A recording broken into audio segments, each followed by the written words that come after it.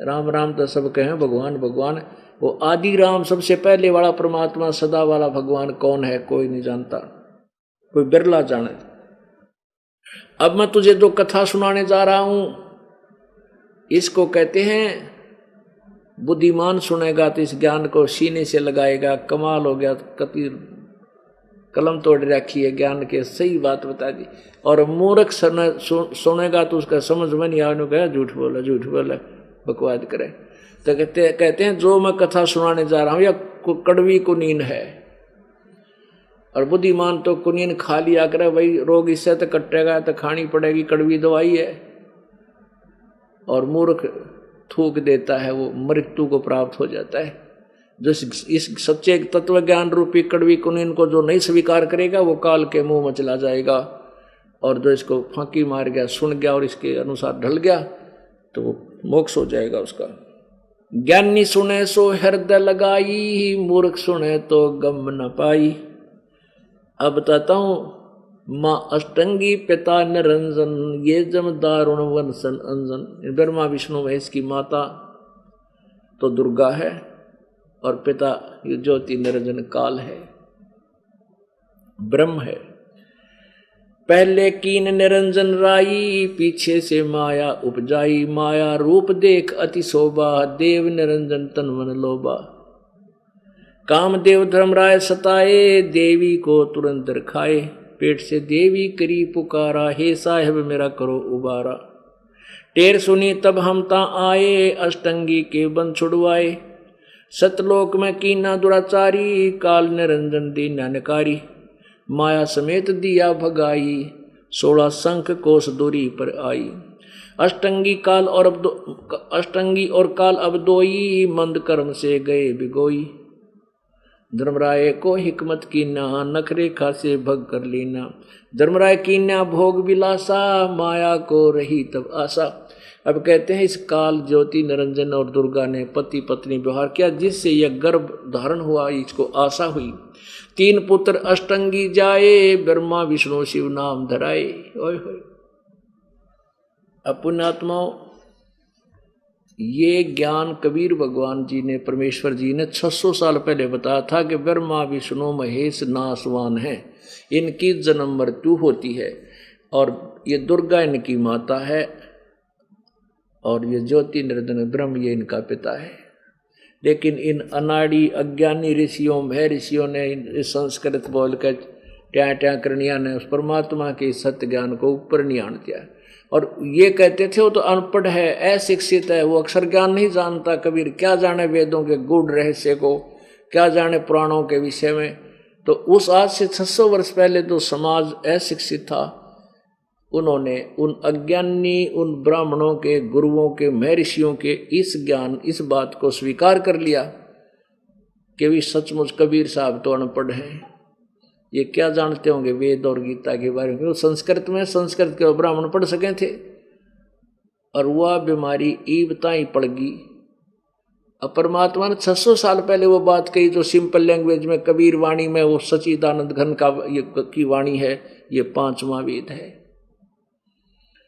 जिसके विषय में गीता जी अध्याय नंबर 4 के श्लोक 32 में कहा है कि मैंने जो अभी तक तेरे को नाना प्रकार की साधनाएं बताई हैं, कुछ ऐसे करता कोई ऐसे करता है, लेकिन उस सच्चिदानंद घन ब्रह्म की वाणी में, मुख्य वाणी में, उनके द्वारा उच्चारित ज्ञान में बहुत विस्तार से वो तत्व ज्ञान बताया है। फिर 34वें अध्याय के 34वें श्लोक में कहा कि उस तत्व ज्ञान को किसी तत्वदर्शी संतों के पास जाकर समझ, वह तुझे परमेश्वर के बारे में वो तत्व ज्ञान बताएंगे। तो पुण्यात्माओं, उन अनाड़ी व्यक्तियों ने, उन नकली गुरुओं, ऋषियों, महर्षियों ने परमेश्वर के उस ज्ञान को दबा रखा था। आज परमात्मा ने वो दया करी इस दास के ऊपर, अपनी प्यारी आत्माओं तक ये अमृत ज्ञान पहुंचाने की हिम्मत दी, और वो खुद ही सब व्यवस्था करें। ये नकली अब भी चाव है कि अब देखो हमारे साथ के जुल्म किया इन दुष्टों ने, क्यों किया? क्योंकि जनता और प्रजा को, राजा को, सबको भ्रमित कर दिया कि रामपाल गुंडा है, बदमाश है। न्योना बताया थारी शायद से तुम्हारे ज्ञान, तुम्हारे को नंगा कर दिया सज्ञान को, वो ना बताया जनता को इन्होंने। लेकिन सत्य को दबाया नहीं जा सकता। सत्य को मिटाया नहीं जा सकता, जितना दबाते उतनी वेग से ऊपर आती है। अब देखना पूरे विश्व में परमात्मा का ये ज्ञान फैलेगा। बोलो सतगुरुदेव। परमपिता परमात्मा कबीर देव जी स्वयं ही यहां आकर के हमें अपने यथार्थ ज्ञान से परिचित करवाते हैं। और काल भगवान ने पूरे मानव समाज को अपने नकली संतों महंतों के द्वारा, नकली महर्षियों के द्वारा पूरा अज्ञान भर रखा होता है।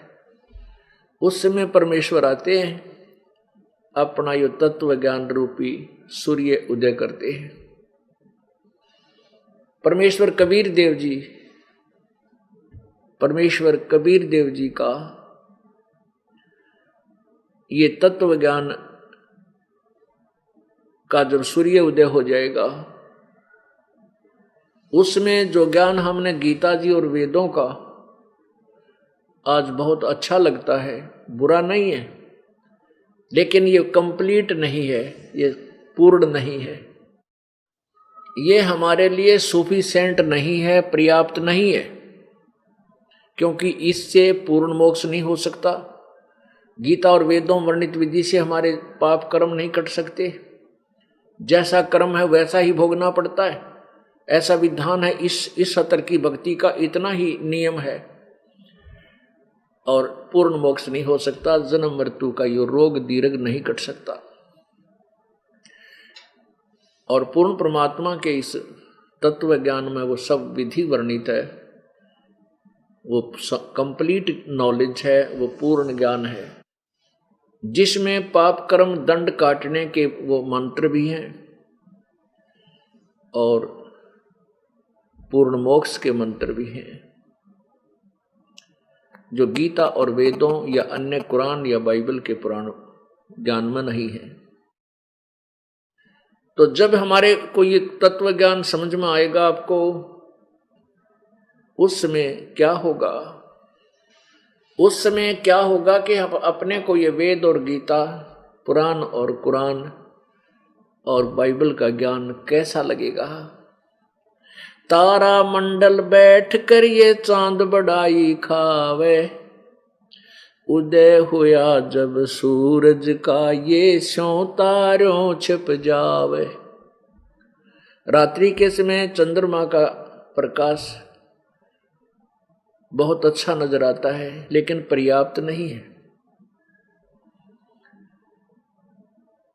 और जब सूर्य उदय होता है तो चंद्रमा का अस्तित्व कहीं देखने से भी दिखाई नहीं देता। और सूर्य उदय होने के उपरांत चंद्रमा की रोशनी की हमें आवश्यकता भी नहीं है। वो तो मजबूरी होती है कि उसमें सूर्य नहीं होता।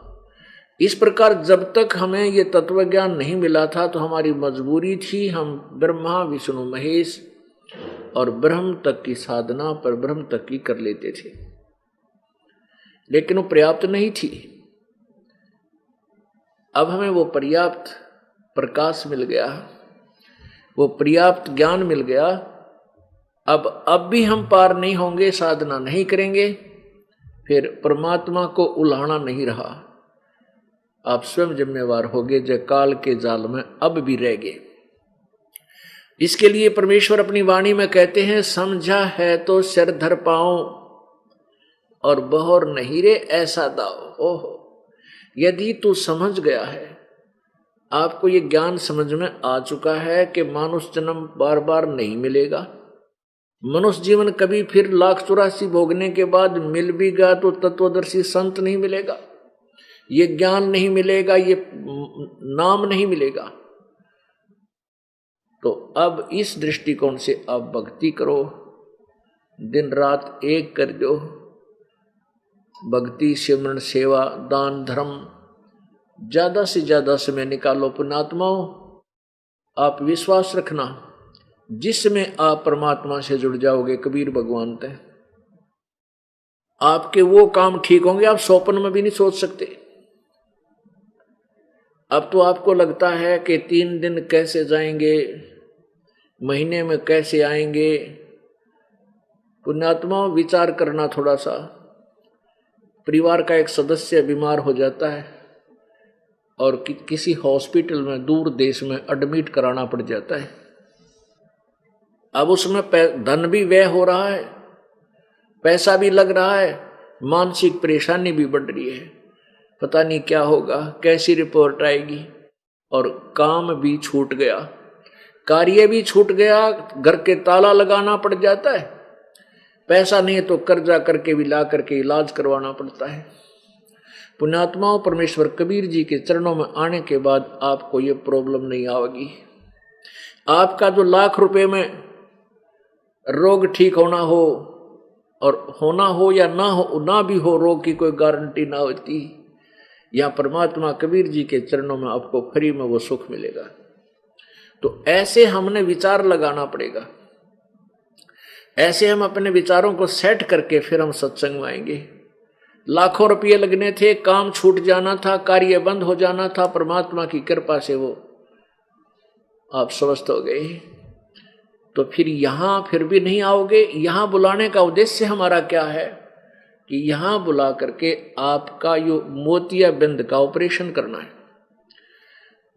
जिन संतों को, ऋषियों को, महर्षियों को हम कंप्लीट नॉलेज युक्त मानते थे, संपूर्ण ज्ञान युक्त मानते थे, वो बिल्कुल अज्ञानी थे, उनके पास कोई ज्ञान नहीं था, ना वेदों का, ना गीता जी का, ना पुराणों का।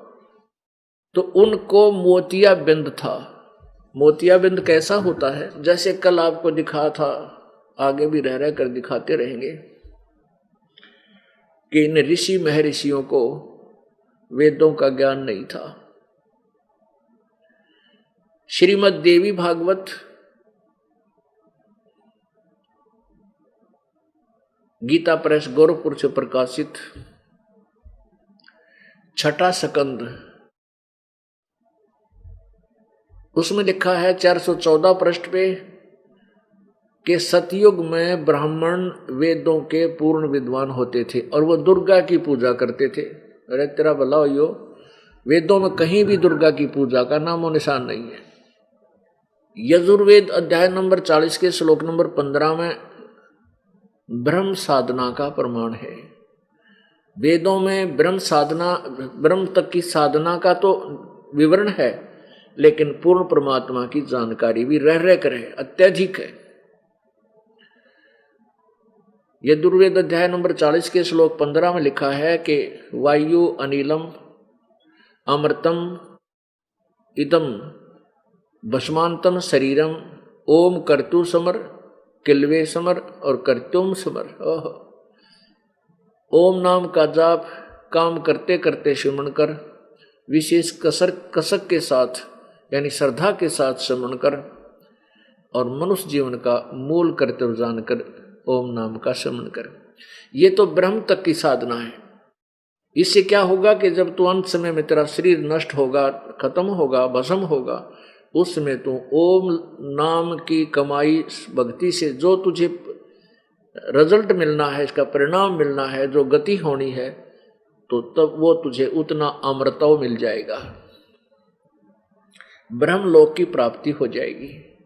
यजुर्वेद अध्याय नंबर 40 के श्लोक नंबर 17 में स्पष्ट किया है कि वो परमात्मा पूर्ण ब्रह्म तो मोक्ष है, वो पूर्ण परमात्मा तो ऊपर प्रोक्ष है, गुप्त है, और वेद ज्ञान दाता ब्रह्म कह रहा है कि मैं ब्रह्म हूं, मेरा आकाश में ब्रह्म लोक है और मेरा ओम नाम ऐसा जानो। अब देखिएगा, थोड़ी सी झलक दिखाएंगे। अब यहां हमने इस तत्व ज्ञान को रह कर समझना पड़ेगा और इन पवित्र सदग्रंथों का दर्शन रह कर करेंगे, तब हमारे अज्ञान की लेर उतरेगी, जो परत चढ़ेगी ना अज्ञान की। तो ये रेग मार लगाया जा रहा आपके ये सदग्रंथों को दिखा दिखा के, और ये रेग मार लगा के, और फिर ये तत्व ज्ञान रूपी पेंट आपके ऊपर परमानेंटली हो जाएगा, पूर्ण रूप से हो जाएगा। ये देखिएगा पवित्र यजुर्वेद, ये है महर्षि दानंद सरस्वती जो आर्य समाज प्रवर्तक है, उनके द्वारा इसका अनुवाद किया है। महर्षि दानंद वेदों का राइटर नहीं है, केवल अनुवाद करता है। प्रकाशक है सर्वदेशी कार्य प्रतिनिधि सभा, 2/5 महर्षि सिद्धांत भवन, रामलीला मैदान, नई दिल्ली। यजुर्वेद भाषा भाष्य संपूर्ण 40 अध्याय, महर्षि दानव सरस्वती कृत, इनके द्वारा किया है। और मुद्रक है Prince offset printers, 1510, Pataudi house, Daryaganj, नई दिल्ली। यहां देखिएगा लास्ट में इसके यजुर्वेद का अंतिम अध्याय के अंतिम ही श्लोक हैं, ये देखिएगा। ये 4400 अंतिम अध्याय है, 4400 यानी 40वां, ये 4400 माने 40वां अध्याय है। और ये यजुर्वेद भाषा भाष्य है। ये ऊपर मिसप्रिंट है थोड़ा, ये यजुर्वेद है और ये 15वां श्लोक है। वायु अनिलम अमृतम, वायोर अनिलम अमृतम इदम अथ इदम भस्मांतम शरीरम, ओम करतो समर, किल्बे समर और करतोम समर। सबस के इसने तो अनुवाद करने का, अड़ंगा करने का ठेका ले रखा था। दानंद ने तो भांग पी कर लग जाता था। संस्कृत अवश्य आती थी लेकिन अध्यात्मिक ज्ञान नहीं था इसको। इसने क्या लिखा है कि करतो, हे करतो काम करने वाले जीव, करतो माने काम करने वाले जीव, तू शरीर छूटते समय ओम इस नाम वाची ईश्वर को। अब देखो दयानंद ने ये नहीं लिख रखा है कि ओम नाम का जाप करो अनुवाद में, क्योंकि ये तो ज्ञान तो इसको था नहीं, ना ये भक्ति करता था, केवल वक्ता बना बैठा था। अब देखो ओम शब्द है, देखो यहाँ कर्तो का अर्थ किया है। कर्तो माने कर्म करने वाले जीव, तू शरीर छूटते समय ओम। अब ओम का यहाँ लिखना था ओम, ओम ही लिखना था, ओम इस नाम को स्मरण कर, ये अनुवाद होना चाहिए था। स्वामी जी ने क्या कर दिया कि तो शरीर छूटते समय तक इस ओम तो ब्रैकेट में है, इसका अनुवाद चाहिए था इस नाम वाची ईश्वर को, नोट ओम का स्मरण नहीं, इस जिसका ओम नाम है ना, ओम नाम वो ब्रह्म का है तो उसका स्मरण कर, ओम का नहीं, जो जिसका ओम नाम है उसको स्मरण कर।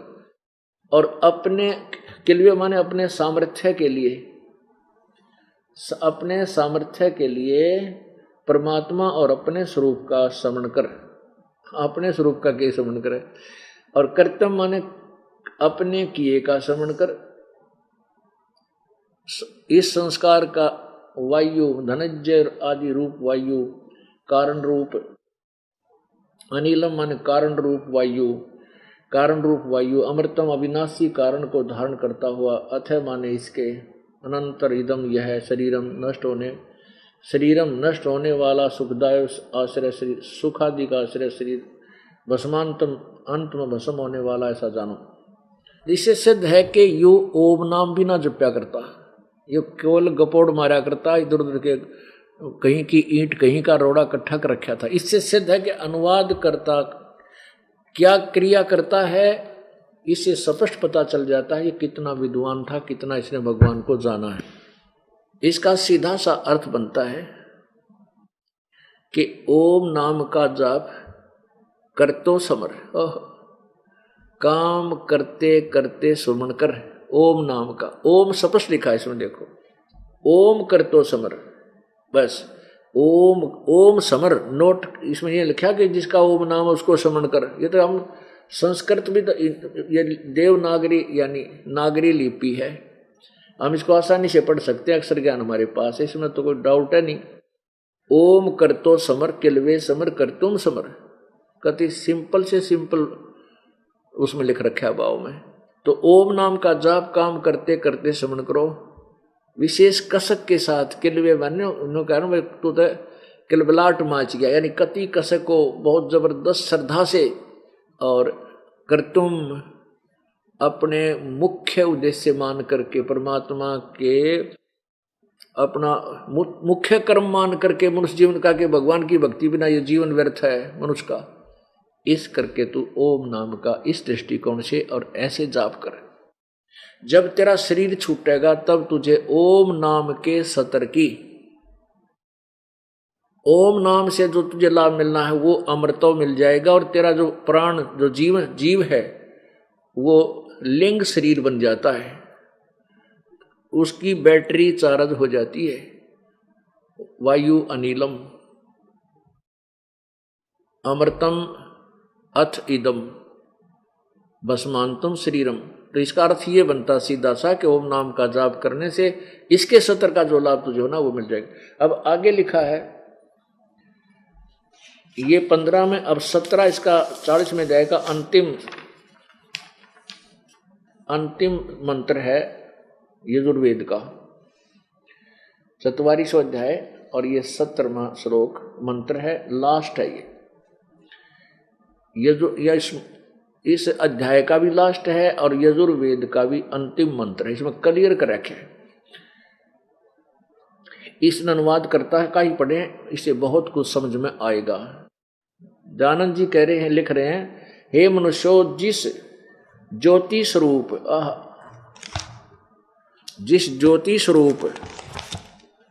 पात रक्षक मुझसे अविनाशी यथार्थ कारण के आच्छादित मुख के तुल उत्तम अंग का प्रकाश किया जाता है। अब ये कहता गीता ज्ञान दाता जो ब्रह्म है वो ना वेद ज्ञान दाता ब्रह्म कह रहा है कि मैं अब तुम्हें वो उत्तम अंग विशेष मुख माने मुख्य भगवान का, इन्हें लिखा मुख्य के तुल उत्तम अंग का प्रकाश किया जाता है। जो वह कहते हैं बताता हूं, जो वह प्राण व सूर्य मंडल में पूर्ण परमात्मा है, वह प्रोक्ष रूप वो तो गुप्त है, और अहम मैं खम आकाश के तुल्य व्यापक ब्रह्म सबके गुण कर्म और स्वरूप करके अधिक हूँ। ओम सबका रक्षक जो मैं ओम ऐसा नाम जानो। ले इसमें भी ओम शब्द है। हिरमेन पात्रेण सत्यम अभितम मुखम ये असौ आदित्य पुरुष सो असौ अहम ओम खम ब्रह्म।